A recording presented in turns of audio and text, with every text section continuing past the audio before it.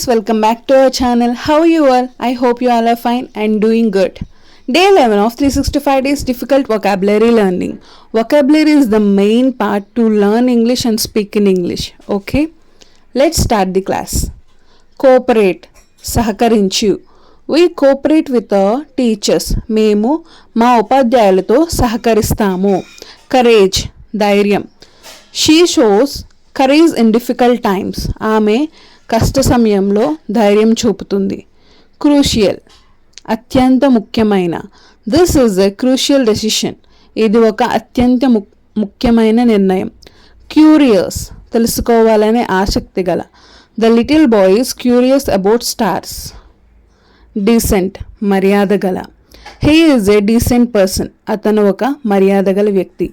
Use this simple present tense structure and make your own sentences also. Thank you.